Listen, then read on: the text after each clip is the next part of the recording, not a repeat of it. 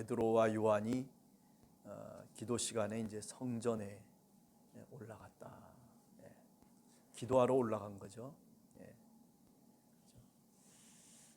이 기도라고 하는 것이 참 우리가 믿음 생활하면서 꼭 필요한 하나님과의 소통 방법이다.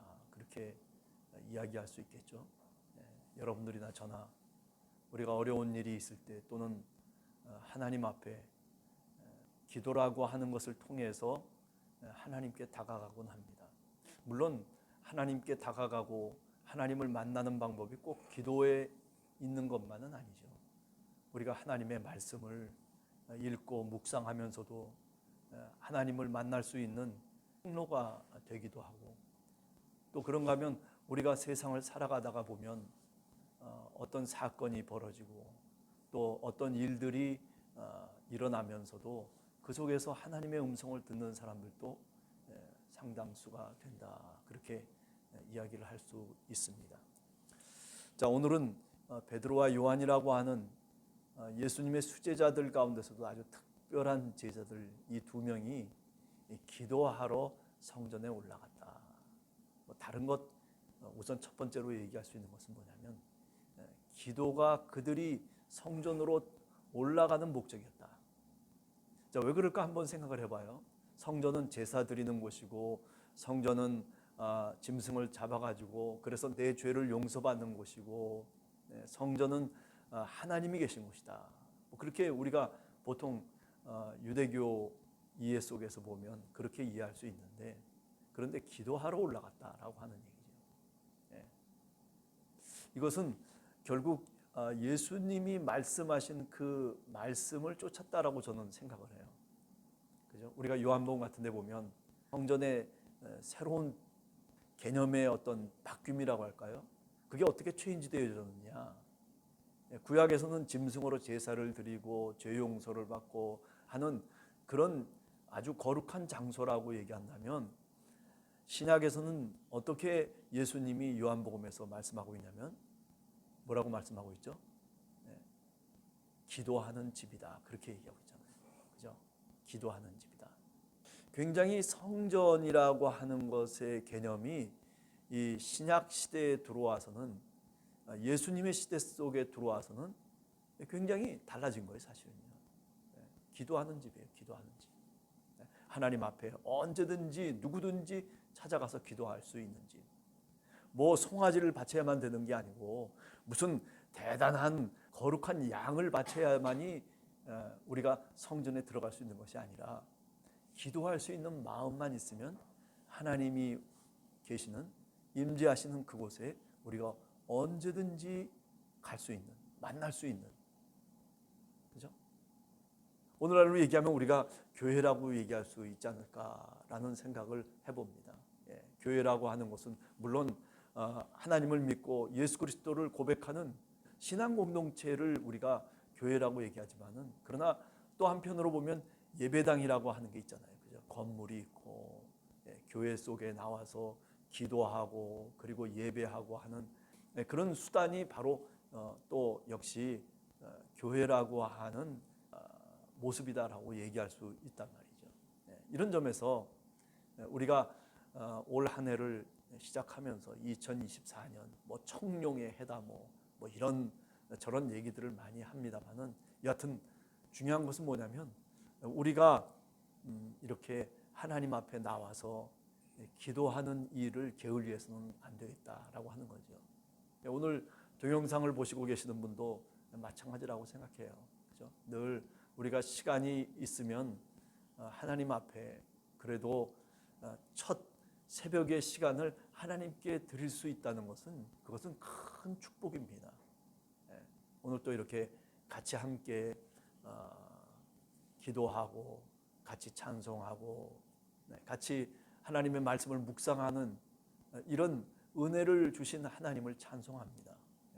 여러분들 올 한 해 동안 건강하시고, 그리고 하나님께 기도하는 그 기도의 모습들을 통해서 하나님을 만나시고 또 하나님의 놀라운 은혜가 임하시기를 간절히 원합니다. 오늘 베드로와 요한, 그래요, 다른 목적이 아닙니다.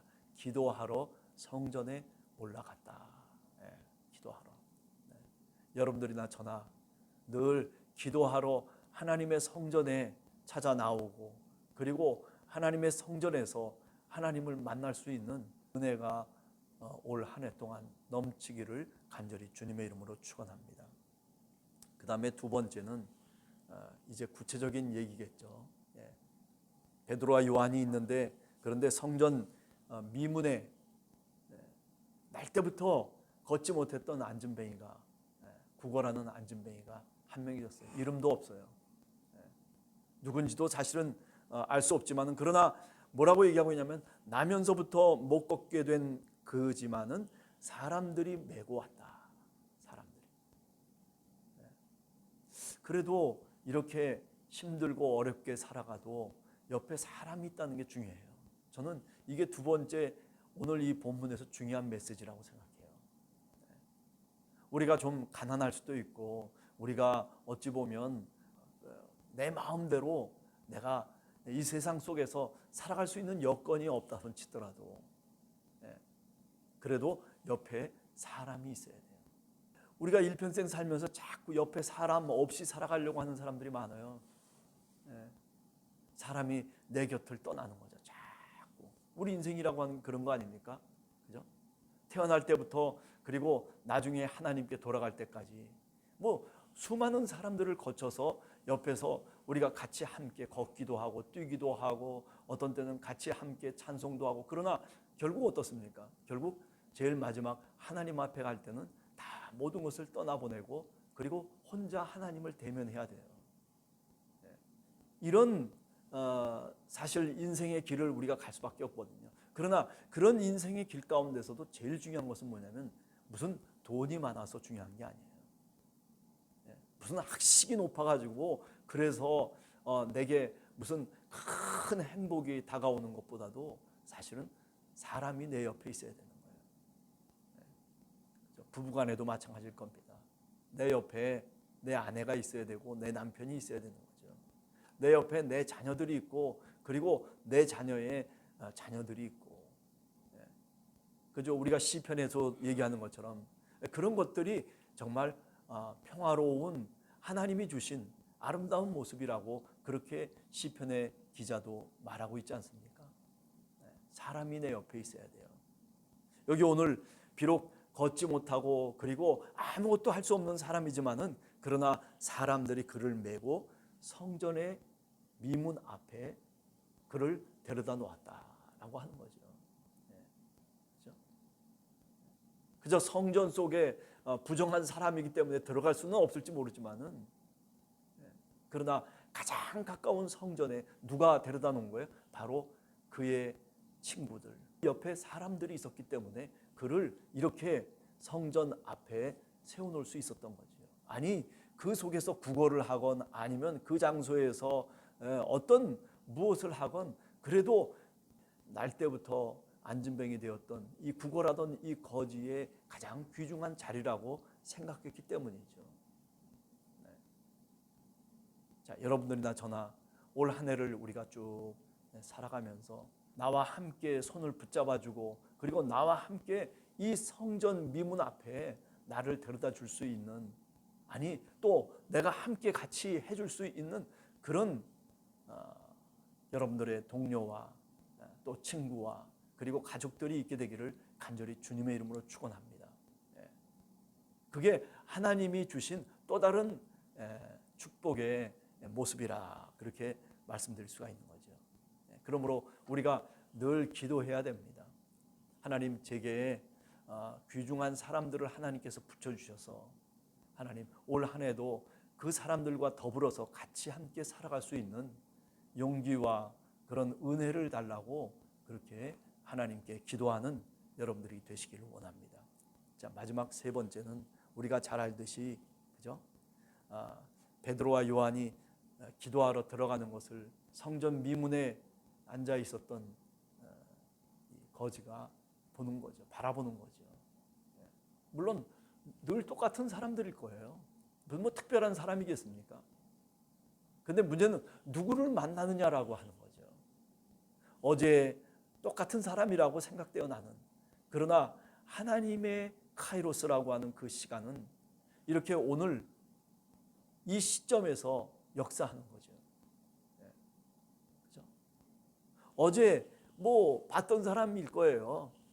구걸하면서 늘 사람들을 바라보고 사람들에게 동냥하고 구걸했던 사람이지만은, 그러나 그렇게 늘 미문에 앉아서 자기 자신이 정말 많은 사람들을 바라보며 무엇을 얻을까 그렇게 간절한 소원을 갖고 그 자리에 앉아 있었지만, 지금까지 뭐 특별한 게 있었나요?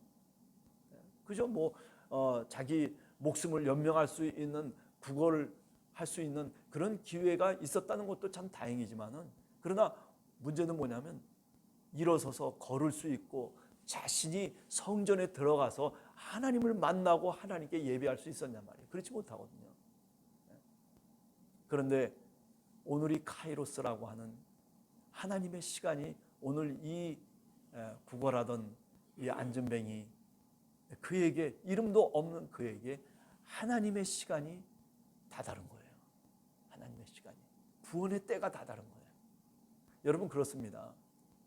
늘 똑같은 것 같아요. 우리가 예배하고 우리가 신앙생활하면서 교회 나와서 찬송하고 뭐 봉사하고 늘 똑같은 것 같지만은, 그러나 어느 한순간이 하나님이 카이로스의 시간이 우리들에게 닿을 때가 있어요. 내 마음속에 깊은 감동이 생기기 시작합니다.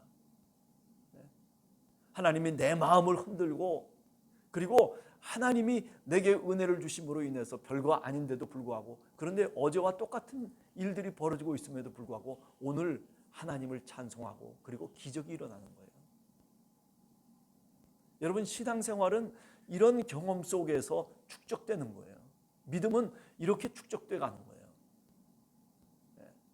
하나님의 시간을 깨닫는 거죠. 카이로스의 시간이 우리에게 그저 저 하늘 위에서부터 밑으로 임함으로 인해서 우리가 놀라운 신앙의 경험들을 쌓기 시작하는 겁니다. 여러분, 오늘 이 성전 미문가에 앉은 안전뱅이가 하나님의 시간이 그에게 다다라서 그는 알지 못했어요. 베드로와 요한이 이런 놀라운 기적을 행하고 자신에게 이런 엄청난 일이 일어날 것이라고는 한 번도 생각을 못했어요. 그런데 주님의 제자를 만난 겁니다. 아니, 하나님을 만난 거예요. 하나님의 은혜가 그에게 임하기 시작하는 겁니다. 여러분들에게도 올 한 해 동안 이런 은혜가 임하기를 원합니다. 그러기 위해서는 늘 이렇게 이 안전뱅이처럼 어제가 오늘 같고 오늘이 내일 같다 손치더라도, 그죠? 그것을 마다하지 아니하고 그 자리에 앉아 있어야 되는 거예요. 여러분들 은혜 받는 결정적인 통로가 뭐겠습니까? 교회에 나와서, 그죠? 예배하는 시간이에요. 경건하게 내 마음을 내려놓고 하나님을 바라보면서 내 욕심과 내 욕망을 내려놓고 하나님께 두 손을 모아 하나님께 기도하는 시간 아니겠어요? 아니, 세상의 염려와 근심을, 걱정거리를 다 하나님께 맡겨드리고 그리고 하나님을 찬송하는 그 시간이 얼마나 귀중한 시간이겠습니까? 저도 생각을 해보면 인생을 살아오면서 정말 귀중한 시간이 뭔가, 대학교 입학한 거, 무슨 대단한 시험을 봐서 된 거, 이렇게 저렇게 수많은 이야기들을 할 수 있겠지만은, 그러나 사실은 그거 아니에요. 내가 일평생 살아가면서 가장 귀중한 시간은 뭐냐면 바로 내가 늘 예배할 수 있었다는 겁니다. 아니, 어려울 때 주님 앞에 나와서, 교회에 나와서 내가 기도할 수 있었다는 것, 하나님을 만날 수 있었다는 것. 그죠? 여러분들이나 저나 올 한 해 동안 이런 주님의 은혜와 은총이 우리 한 사람 한 사람, 그리고 우리 가정, 우리 교회 속에 넘쳐날 수 있는 그런 충만함이 있게 되기를 간절히 주님의 이름으로 축원합니다. 같이 기도하겠습니다.